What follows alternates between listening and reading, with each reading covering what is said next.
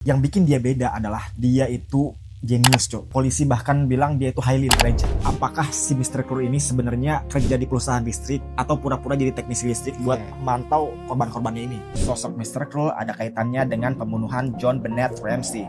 Disclaimer dulu ya, ini spekulasi ekstrim dari forum online.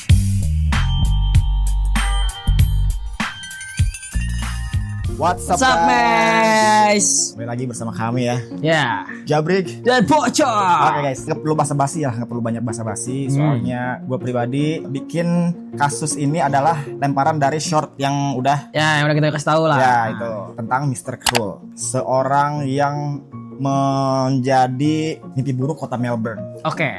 dari tahun 1987 sampai 1991. Oke. Dan dia bukan mitos, bukan cerita rakyat, Oke. bukan dongeng, dia adalah sosok penjahat yang bikin kota Melbourne sukses, takutan, 39 tahun. Bukan hantu, bukan legenda, dia nyata. Gimana kasusnya? Well, buckle up, kita mulai sekarang. Mr. Krull itu adalah nama panggilan yang dikasih media Melbourne, tepatnya koran The Sun. Karena polisi mendeskripsikan pelaku sebagai super cool dan super cruel. Cool karena dia terorganisir saat beraksi, cruel karena lu bakal tahu sebentar lagi. Dia ini seorang serial predator yang beraksi antara tahun 1987 sampai 1991. Targetnya selalu anak-anak perempuan. Aksinya nerobos rumah secara diam-diam, pakai senjata, ikat orang tua, dan culik anaknya. Yang bikin dia beda adalah dia itu jenius, cok. Oh ya. Polisi bahkan bilang dia itu highly intelligent. Penjahat ini tuh highly intelligent, sangat cerdas. Dalam teori mereka, setiap aksi Mr. Krull direncanakan berminggu-minggu, bahkan berbulan-bulan. Ketelitiannya ini juga lah yang membuat dia nggak pernah ninggalin jejak forensik. Nggak ada sidik jari, bahkan sehelai rambut pun nggak pernah dia tinggalin. Karena ini, polisi juga bahkan berspekulasi kalau korbannya itu sebenarnya lebih dari yang tercatat, cuy. Banyak ya. Itu spekulasi polisi karena mind blowing itu dia. Sepintar itu ya. Sepintar itu. Kenapa lu break?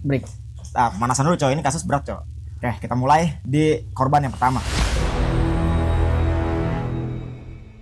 Korban pertama Lower Plenty 22 Agustus 1987. Jam 4 pagi, sebuah keluarga di Lower Plenty, Melbourne lagi tidur nyenyak. Mr. Krull nyelinap masuk ke rumah mereka dengan cara mencongkel jendela. Bawa ini sama ini. Dia langsung ke kamar orang tua korban. Mereka diikat satu persatu, terus dimasukin ke lemari dan dikunci. Anak laki-lakinya diikat di kasur. Lu tau nggak telepon yang ini nih, yang kalau lu mau ngetin nomornya puter-puter kan? ya itu kan, itu kan? kabel Ya. itu dipotong coy ininya, Dimatiin juga. Ya, sambungannya dipotong. Wah, Biar nggak ada yang bisa menghubungi pihak luar. keren. In case aja lah, jaga-jaga. Rapi banget ya. Rapi banget. Terus dia ke kamar anak perempuan mereka yang umur 11 tahun yang namanya nggak dipublikasikan dan memperkaosnya di rumah sendiri. Sementara orang tuanya cuma bisa mendengar dari dalam lemari dengan penuh rasa bersalah dan horor. Ini aksi pertama yang tercatat dan dia udah langsung bikin orang tua manapun merinding ketakutan. Mr. Krull berada di rumah korban yang pertama ini selama 2 jam, cok. Dan gilanya dia itu bahkan sempat ngemil dulu. Ke dapur. Sempet ngemil dulu. Terus ya udah kabur begitu aja, cok. Udah. Itu korban satu. Korban kedua, 1 tahun dia nggak ketangkap sampai akhirnya melancarkan aksi kedua di Ringswood pada tanggal 27 Desember 1988. Sekitar jam 5.20 pagi dia masuk lewat pintu belakang pakai topeng balaklava dan bawa beceng. Topeng balaklava tuh kayak gimana, bro? Lo tau yang suka dipakai buat ngerampok itu yang cuma kelihatan? Oh, yang mata mulut. Ya, mata mulut. Terus tapi yang ngebedain itu topengnya punya ciri khas, cok. Apa? Yang ada jahit-jahitan. Oh, dia dijahit sekelilingnya. Oh, kayak gambar ini ya. Iya. Mr. Krull menodongkan pistol ke pelipis John Will yang merupakan kepala keluarga itu. Memaksa John dan Julie Will, sang istri, buat tidur tengkurap. Dia ngikat tangan dan kaki mereka pakai kawat tembaga. Mr. Krull sempat bilang dia tuh cuma pengen duit dan gak mau melukai mereka. Tapi ternyata itu cuma pengalihan. Kemudian dia melancarkan aksi yang sebenarnya, yaitu dia mengambil anak perempuan mereka yang bernama Sharon Will, yang umurnya baru 10 tahun. Mata ditutup pakai lakban, mulutnya dipasang ball gag, yaitu penyumbat yang pakai bola, dan digotong keluar rumah. Sharon ditahan di lokasi yang gak diketahui. Pelaku menutup matanya, nyikat lehernya pakai rantai di sebuah kamar, dan melakukan kekerasan seksual ke Sharon Will. Selama penyiksaan ini, pelaku juga ternyata ngasih dia makan. Fokusnya begitu. Jadi kan dia masih 10 tahun SD lah ya. Makanya apa MPG? Gak tau cowok, aduh ya Allah. Intinya dia ngerawat Dirawat lah. Ya, di sela-sela begitu. pelaku juga dirawat coba biar, Iya. biar tetap hidup. Biar tetap hidup dan tetap kuat lah. Sekitar tengah malam sewaktu hujan di tanggal 28 Desember 1988, tepatnya 18 jam setelah penculikan Sharon, seorang wanita yang lagi naik mobil abis pulang kerja melihat gadis kecil berlari di jalan dekat persimpangan Orchard Road dan Armstrong Road di dekat Bywater High School. Wanita itu berhenti dan bertanya apakah gadis itu baik-baik aja. Setelah wanita itu tahu kalau dia adalah anak yang hilang, Sharon Will, dia segera membawa Sharon ke rumahnya dan menghubungi polisi. Kondisi Sharon saat ditemukan pakai baju kemeja laki-laki dan kantong sampah warna hijau. Sharon kemudian langsung dibawa ke Austin Hospital untuk pemeriksaan medis dan mencari petunjuk. Sharon cerita ke polisi kalau nyuruh dia mandi, gosok gigi, flossing yang pakai apa? Yang benang itu loh. Ya, yang benang. Di sela-sela itu ya, kan. ya, benang-benang. Terus mandi berkali-kali. Jelas dia pengen korban bersih dari bukti DNA. Hasilnya nggak ada apapun. Sidik jari, bahkan sehelai rambut pun nggak ada buat jadi bukti. Oke, berarti dengan dia nyuruh itu tuh biar dia nggak ketahuan kan, rapi, ya kan? Karena itu kan bisa ada DNA-nya kan, kalau misalkan dia nggak serapi itu. Berarti tips buat kalian ya, kalau kalian punya saudara atau amit-amit gitu kan, Amit-amit. terjadi ya, terjadi kayak gitu ya. berkaos atau apa, kalian kan misalkan kalian merasa jijik dan lain-lain, jangan mandi gitu, kalian langsung ke rumah sakit visum, karena masih ada DNA pelaku-pelakunya, biar lebih mudah untuk melacak pelakunya dan juga dokter bisa jadi saksi ahli bro. Jadi dokter jadi bukti itu kuat gitu. Jadi kalian kalau misalkan habis diperkaos atau di apa-apa, amit-amit lah ya. Amit-amit, jangan langsung mandi, kalian langsung ke rumah sakit visum dan dokter bisa jadi saksi ahlinya gitu. Bagus sih, tips sangat membantu. Kita di sini seenggaknya ngasih ilmu yang bisa kita kasih lah. Nggak cuma konten-konten buat ini doang ya, buat hiburan, dan ada ini juga ada ini. Oke, kita lanjut. 2 tahun dicari, 2 tahun juga nggak ketemu pria bertopeng ini guys. Sampai akhirnya dia muncul lagi untuk ketiga kalinya di Centerbury, Melbourne Timur. Tanggal 3 Juli 1990 jam 11.30 malam, dia masuk ke rumah korban dengan pola yang sama kayak sebelumnya. Orang tua diikat, telepon dirusak, dia juga nyuri duit kali ini. Lalu seperti yang udah kalian tebak, dia bawa anak perempuan mereka yang berumur 13 tahun yang bernama Nicolinas ke rumah lain. Kali ini korban disekap selama 50 jam. Bayangin cok, 50 jam. Oh bro, 50 jam bro. 50. Itu hampir 2 hari berarti ya? 2 hari. Iya, hampir 2 hari. Gak bisa. Waduh. Yang tadinya cuma di rumah doang, habis itu 18 jam, yang ini 50 jam. Waduh. Dan dia nyulik. Dibawa. Ya. Setelahnya anak ini dilepas di sebuah gardu listrik di cave, masih dalam kondisi mata tertutup, tubuh dibungkus selimut. Sama seperti korban sebelumnya, Nicolinas juga disuruh mandi, gosok gigi, bersihin badan berkali-kali. Hasilnya polisi tetap gak nemuin petunjuk apa-apa yang nempel sama Nicolinas ini. Tapi ada satu detail menarik cok di yang korban ketiga ini. Si Nicolinas tuh bilang ke polisi kalau dia itu waktu disekap ngedenger ada suara pesawat dekat banget dari rumah dia.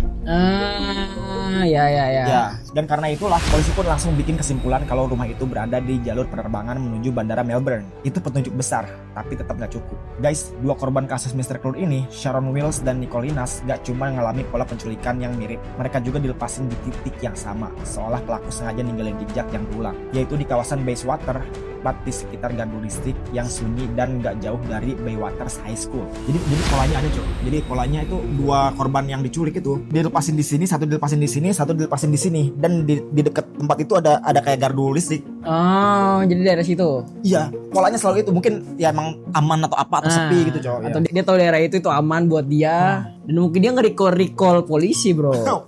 Kayak gue di sini, gue di sini gitu. Gue ngasih pola lah, tolong cari gue gitu, atau gimana. I don't know bro, kan dia pinter banget. Iya, itu sih.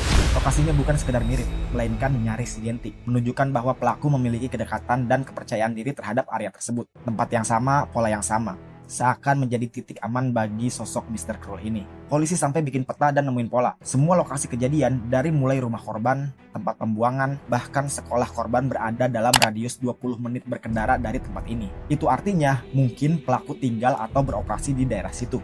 Oke bro, berarti kan ini udah kelihatan nih polanya kan. Polisi udah sampai gambar kan pola-polanya, korbannya di mana. Harusnya gampang gitu buat polisi buat nemuin, kan udah ada polanya. Tinggal ya nggak tahu lah cara polisi. Ini tuh kan udah ada polanya, masa dia nggak bisa?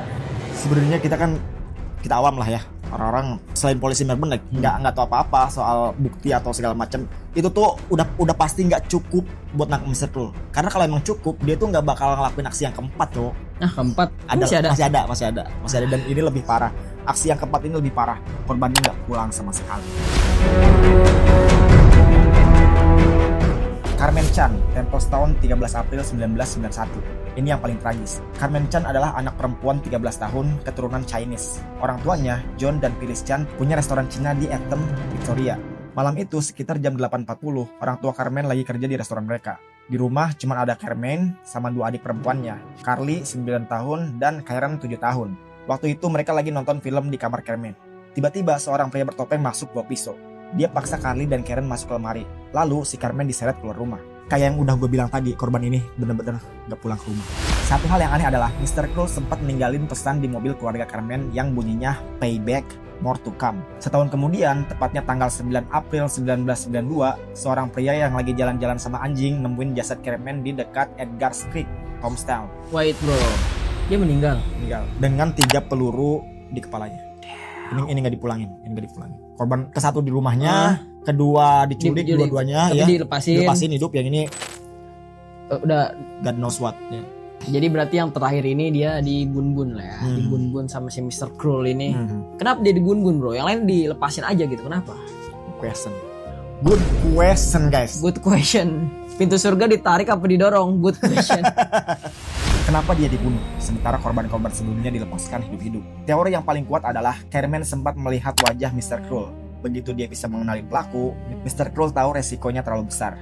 Dia harus mati, dan begitulah nasibnya. Dan lagi-lagi, ternyata jasad Carmen Chan sendiri ditemukan dekat Gardur District Tombstone, lokasi yang gak jauh dari 2 korban yang dilepasin Mr. Kroll sebelumnya. Polisi curiga apakah si Mr. Kroll ini sebenarnya kerja di perusahaan listrik atau pura-pura jadi teknisi listrik buat mantau korban-korbannya ini. Karena dia bohong di situ terus kan? Iya. Dan itu aman. Sekarang ayo kita bahas part yang bikin otak kita berjalan secara maksimal guys. Teori-teori Mr. Kroll.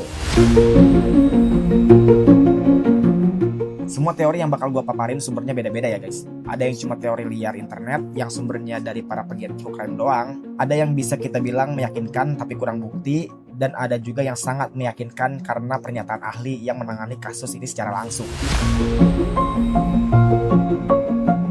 Kita mulai ke teori paling lemah dulu guys, yaitu sosok Mr. Kroll ada kaitannya dengan pembunuhan John Bennett Ramsey. Disclaimer dulu ya, ini spekulasi ekstrim dari forum online, bukan dari polisi atau ahli. Jadi teori ini sangat lemah. Bagi yang belum tahu, John Bennett Ramsey adalah gadis cilik yang ditemukan tewas di ruang bawah tanah rumah keluarganya di Boulder, Colorado pada tanggal 26 Desember 1996. Kasusnya sampai sekarang belum terpecahkan guys. Banyak yang percaya pelakunya adalah intruder atau penyusup yang masuk rumah dan membunuhnya. Terus apa hubungannya dengan Mr. Kroll? Beberapa orang di forum online berteori bahwa Mr. Kroll terbang dari Melbourne ke Colorado pada Desember 1996. Belajar tentang keluarga Ramsey, masuk ke rumah mereka pada malam Natal, membunuh John Bennett, terus terbang lagi ke Australia. Mereka yang percaya teori ini berargumentasi kalau modus operandinya mirip, masuk rumah, targetin anak perempuan. Terus mereka juga bawa-bawa lokasi penyekapan korban kedua Mr. Kroll, yang katanya dengan pesawat di lokasi dia disekap. Jadi mereka simpulkan kalau dia itu seorang yang suka terbang karena dekat bandara lokasi penyekapannya. Masalahnya, teori ini nggak punya bukti apa-apa selain mirip-mirip. Nggak ada koneksi yang terbukti, polisi Amerika dan Australia nggak pernah mengkonfirmasi atau bahkan mengomentari teori ini. Ini murni spekulasi orang-orang aja ya guys.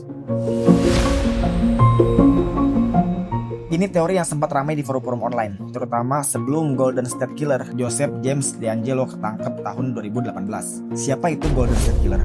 Dia adalah pembunuh berantai asal California yang aktif dari tahun 1974 sampai 1986. Dia melakukan 12 pembunuhan, 50 pemerkosaan, dan lebih dari 100 perampokan. Modusnya mirip banget sama Mr. Kroll. Yusuf ke rumah, ikat orang tua, perkaos anak perempuan. Banyak kesamaan yang mereka kawin-kawinin guys. Kayak sama-sama pakai topeng, sama-sama potong kabel telepon, sama-sama ikat orang tua, sama-sama targetin anak perempuan di rumah mereka sendiri. Yang bikin teori ini muncul adalah timelinenya yang nyambung. Golden State Killer berhenti beraksi di California sekitar tahun 1986. Mr. Kroll mulai beraksi di Melbourne tahun 1987. Jadi secara teori bisa aja DeAngelo pindah ke Australia setelah beraksi di Amerika Serikat.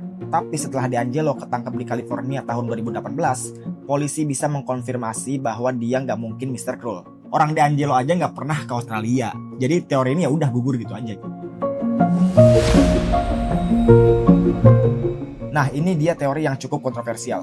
Kenapa? Karena bertentangan dengan keyakinan polisi selama ini. Asal-usul teori ini adalah tahun 2014 kemarin. Jurnalis kriminal Adam Shedd bikin serial TV The Hunters. Dalam serial itu, Shedd ngasih bombshell teori yang mengejutkan. Mr. Kroll lebih dari satu orang, katanya. Shedd mengklaim punya bukti DNA yang bisa membuktikan bahwa setidaknya ada 2 pelaku berbeda dalam kasus-kasus yang selama ini didistribusikan ke Mr. Krull. Mengejutkannya, beberapa mantan penyelidik yang diwawancari Shane ternyata mendukung teori ini. Mereka selama ini gak puas dengan cara investigasi ditangani. Mereka ngerasa ada yang gak beres, dengan asumsi bahwa semua kejadian itu dilakukan oleh satu orang. Jadi gini guys, kalau teori ini benar, maka nama Mr. Krull sendiri sebenarnya adalah konstruksi media yang salah. Bukan satu monster, tapi beberapa monster yang beroperasi di era yang sama. Dan ini juga berarti kasus Carmen Chan mungkin dilakukan oleh orang yang berbeda dari kasus-kasus sebelumnya. Tapi catatan ya, teori ini belum terbukti secara resmi. Chan sendiri bilang dia berharap polisi mau membuka file lama lagi dan melakukan peninjauan ulang dengan teknologi DNA yang modern. Begitu. Ini bukan teori konspirasi sih, ini lebih ke petunjuk fisik yang dianalisis sama Dr. David Wells sebagai dokter forensik yang memeriksa para korban. Dia notice satu pola yang aneh. Cara Mr. Krull menggerakkan dan memposisikan korbannya itu nggak fleksibel. Gerakannya kaku dan ada keanehan di postur tubuhnya. Polisi mendalami temuan ini sampai nelpon Medical Board Victoria dan nanya ada nggak pasien lo yang punya ciri-ciri cedera punggung dengan profil psikologis kayak gini. Kalangan medis sangat mendukung temuan ini dan hasilnya sejumlah besar orang dengan ciri-ciri yang diminta Dr. David diperiksa. Tapi lagi-lagi nggak ada yang cocok. Ini mungkin teori paling kuat yang banyak didukung bukti nggak langsung. Asal-usul teori ini jelas dari pernyataan Dr. David Wells lagi. Dia kan juga terlibat langsung dalam investigasi tahun 1990-an.